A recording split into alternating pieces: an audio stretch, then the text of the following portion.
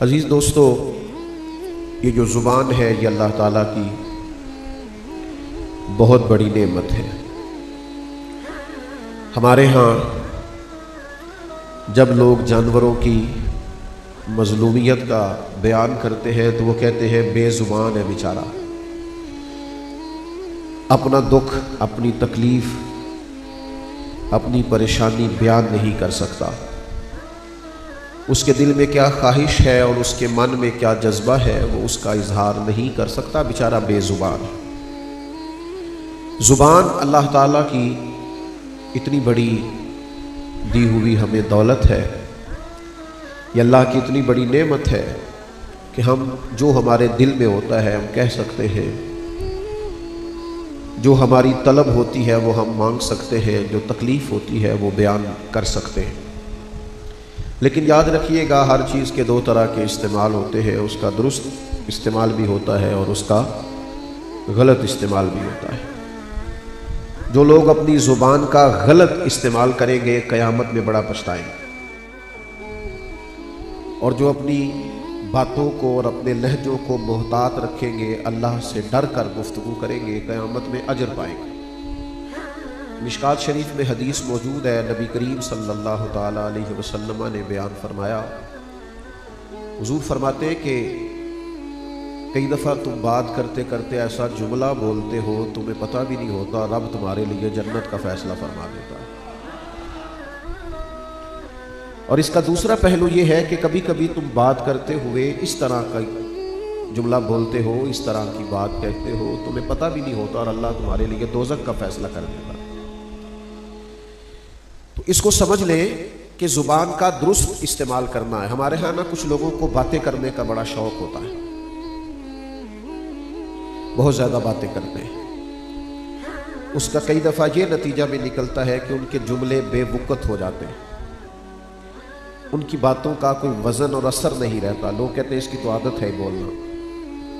لیکن جو لوگ کم گو ہوتے ہیں، جن سے لوگ سننا چاہتے ہیں پر وہ کہتے تھوڑا ہے، ایسے لوگوں کی باتوں کا وزن بھی ہوتا ہے اور ان کے جملوں کا حسن بھی ہوتا ہے اور ان کی کہی ہوئی باتوں کا معاشرے میں اثر بھی ہوتا ہے۔ تو گفتگو کرنی تو ہے، اور پھر یہ یاد رکھیے گا کہ گفتگو کا اثر لازمی ہوتا ہے۔ ہمارے گھروں میں، ہمارے خاندانوں میں، ہمارے محلوں میں، ہمارے قبیلوں میں جو جملے زیادہ بولے جاتے ہیں نا، وہی جملے ہمارے بچوں کی زبانوں پر بھی آ جاتے ہیں۔ یعنی ہماری کہی ہوئی باتیں وہ صرف باتیں نہیں ہوتی، وہ معاشرے کے اندر سبق بن کے لوگوں کے کانوں میں اتر کر ان کی زبانوں پر جاری ہو جاتی، اور پھر ہماری باتوں کا ہم پر بھی اثر ہوتا ہے۔ آپ تھوڑی دیر توجہ فرمائیے گا، آپ کوئی دکھ اپنا سنانے لگے نا، کبھی کوئی اپنی تکلیف کسی اپنے پیارے کو بتانے لگے تو بات کرنے سے پہلے آنسو نکل آتے ہیں، یعنی آپ کی بات آپ پر اثر کر گئی، اور آپ کوئی ہنسی والی بات کرنے لگے، کوئی لطیفہ سنانے لگے، کوئی خوش آنے سے پہلے ہنس ہنس کے لوٹ پوٹ ہو رہے ہوتے ہیں، ادھر ادھر گر رہے ہوتے ہیں۔ معنی کیا ہے کہ ہماری باتوں کا ہم پر بھی اثر ہوتا ہے۔ میرے بھائیوں، سمجھ لیجئے گا بات کو کہ اگر ہم ایسی باتیں کریں گے نا جیسی معاشرے میں روز ہوتی ہیں، یہاں حالات ٹھیک نہیں، یہاں کچھ بھی نہیں ہو سکتا یا کچھ بھی نہیں بن سکتا، تو یہ باتیں کرنے سے یہ صرف باتیں نہیں ہیں، یہ دل کو مایوس بھی کر دیں گے۔ اور اگر آپ بار بار اس طرح کی گفتگو کریں گے نا، اللہ بڑا کریم ہے، میرا رب بڑا کرم کرنے والا ہے، راستے کھولنے والا ہے، آسانیاں کرنے والا ہے، اپنے بندوں سے پیار کرنے والا ہے، اگر یہ جملے آپ دہرائیں گے تو آپ محسوس کریں گے کہ آپ کا دل تازہ ہونے لگا ہے، طبیعت ٹھنڈی ہونے لگی۔ کیوں آج لوگوں کو سوسائٹی میں ایک دوسرے سے پیار نہیں رہا؟ ہم باتیں بڑی سخت کرتے ہیں، ہر ایک کے بارے میں ہم اپنے رویے کو تلخ بنا لیتے ہیں، سبھی پر تنقید کرتے پھرتے ہیں، نتیجہ یہ نکلتا ہے کہ ہمارا دل ہر ایک کے بارے میں سخت ہو جاتا ہے۔ تو گفتگو کا اثر ہوتا ہے، باتوں کا اثر ہوتا ہے۔ گفتگو بڑی خوبصورت کرنی چاہیے، سلجھی ہوئی کرنی چاہیے، نکھری ہوئی کرنی چاہیے، باتوں کا وضو ہونا چاہیے، لفظوں میں حسن ہونا چاہیے۔ لفظ تاثیر سے بنتے ہیں، تلفظ سے نہیں۔ اہل دل آج بھی ہے اہل زبان سے آگے.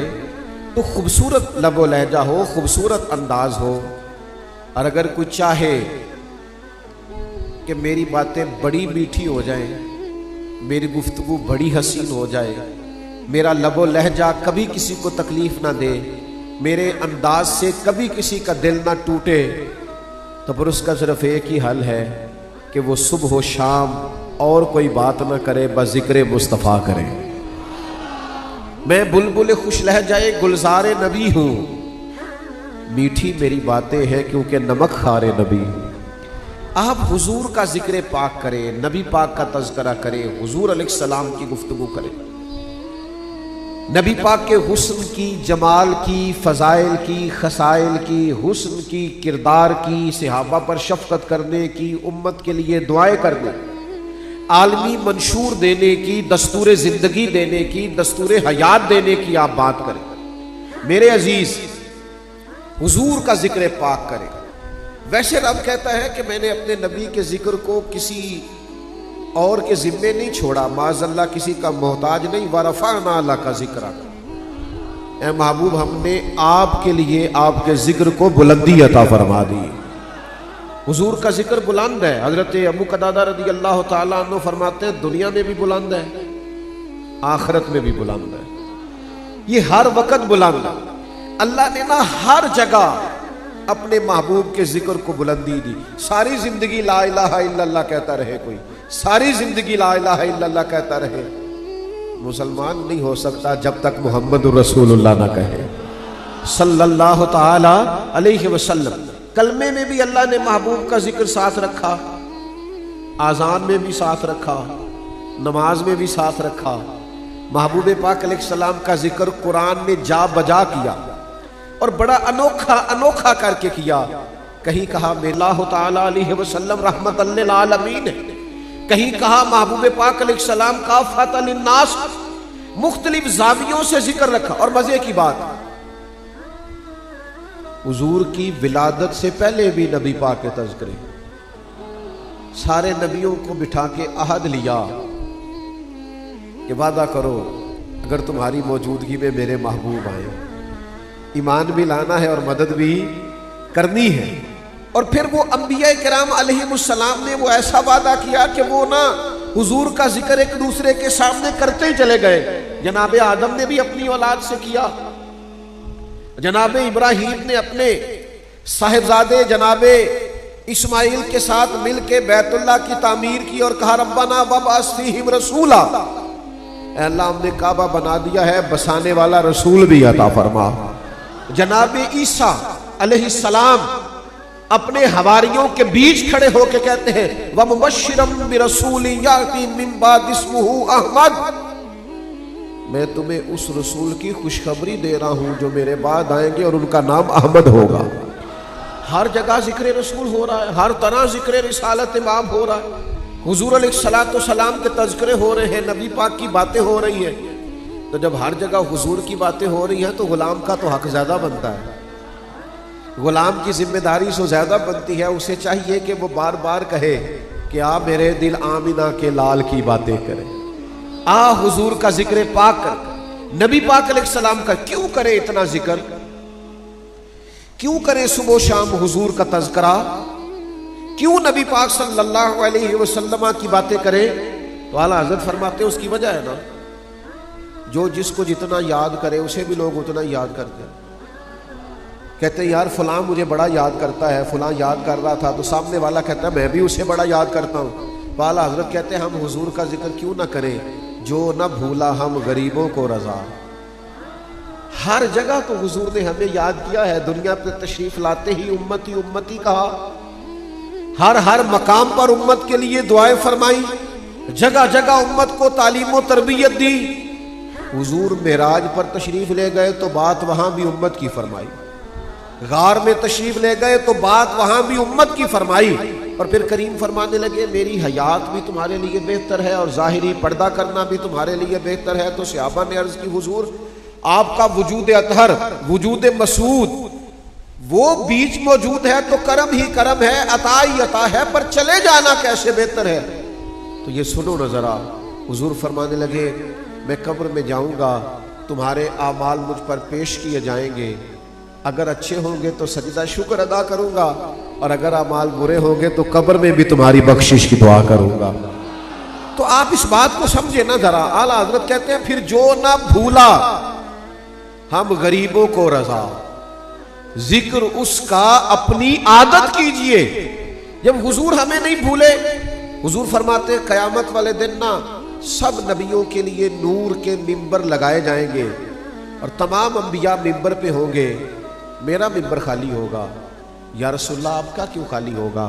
تو محبوب فرماتے ہیں میں رب کے عرش کے سائے میں سجدہ کر کے اپنی امت کی بخشش کا سوال کر رہا ہوگا۔ تو جو نہ بھولا ہم غریبوں کو رضا، کسی کا محتاج نہیں ہے۔ ورفعنا لک ذکرک، اللہ کہتا ہے ہم نے بلندیاں عطا کر دی۔ اور میرے اعلیٰ حضرت فرماتے ہیں عرش پہ تازہ چھیڑ چھاڑ اور فرش پہ طرفہ دھوم دھام، کان جدھر بھی لگائیے تیری ہی داستان ہے۔ جدھر بھی کان لگائیں باتیں نبی پاک کی۔ بس حضور کا تذکرہ پتہ ہوا کیا ہے ہمارے ساتھ۔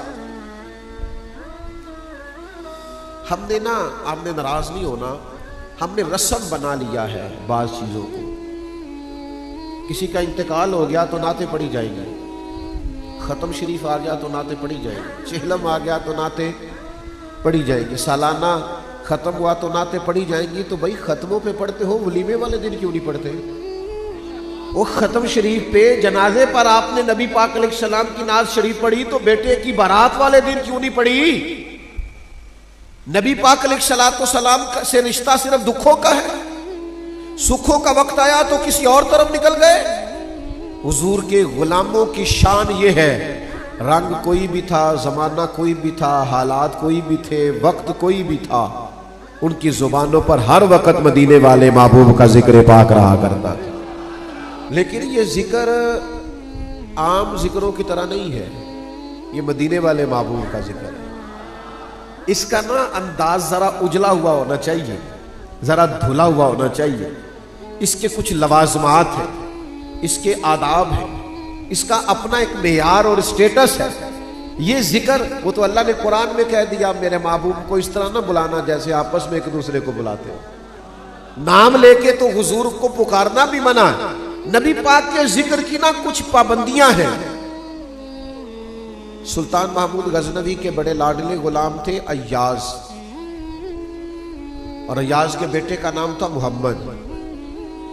تو محمود بڑے پیار سے بلاتے، محمد بن ایاز میری بات سننا، پیار کرتے غلام زادے سے۔ ایک دن محمود نے آواز دی اور آواز دے کہا او ایاز کے بیٹے ذرا ادھر آئیے گا۔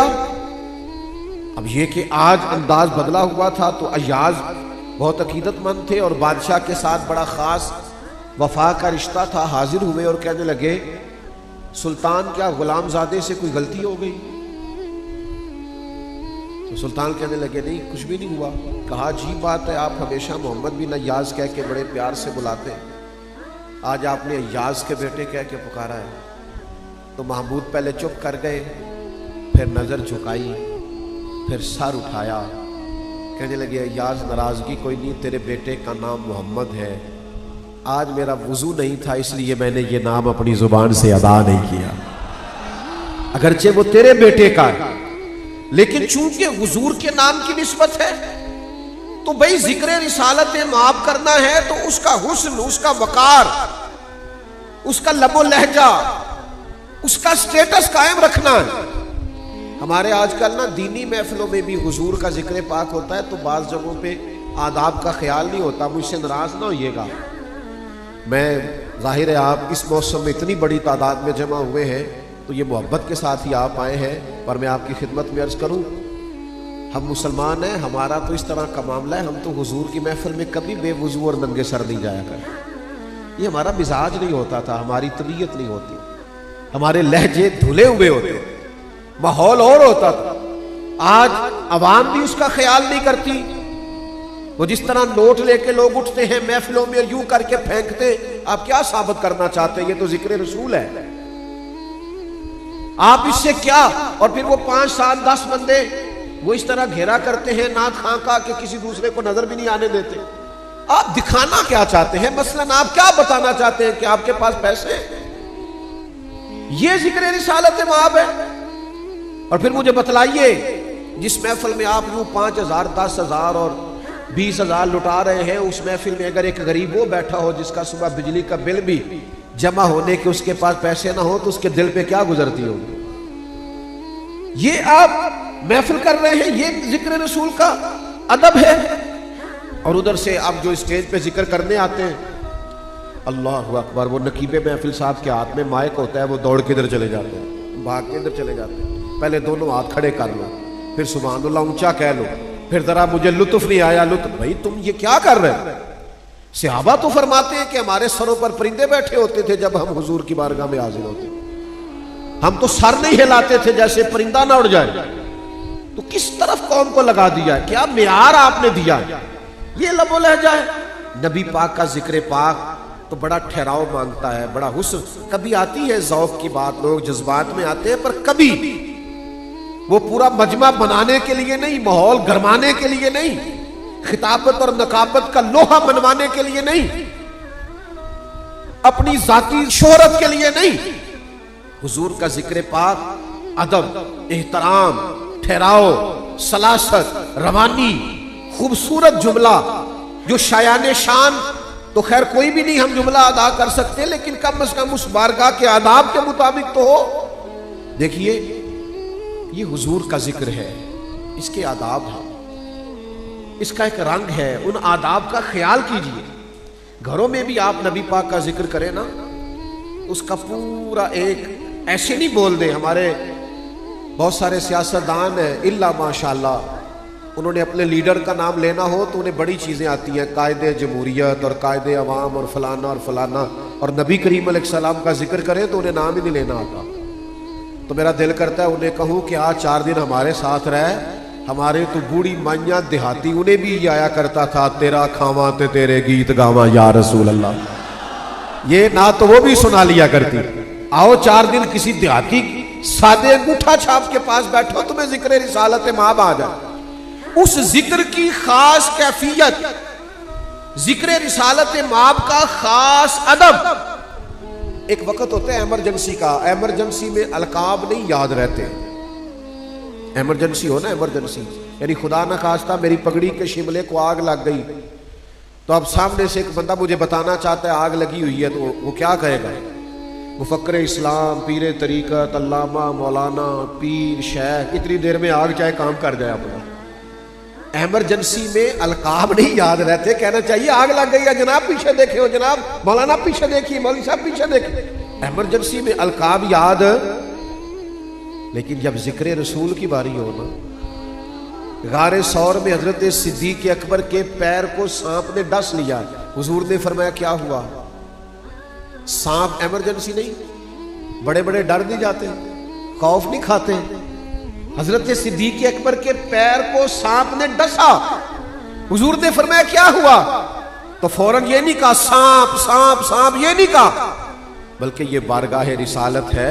اے پائے نظر ہوش میں آ، یہ کوب نبی ہے، آنکھوں سے بھی چلنا یہاں بے ادبی ہے. حضرت صدیق اکبر نے فوراً سانپ سانپ نہیں کہا فدا کا ابی و امی یا رسول اللہ. حضور میری ماں بھی قربان ہو، میرا باپ بھی قربان ہو، وہ ذرا میرے پیر کو سانپ نے ڈس لیا.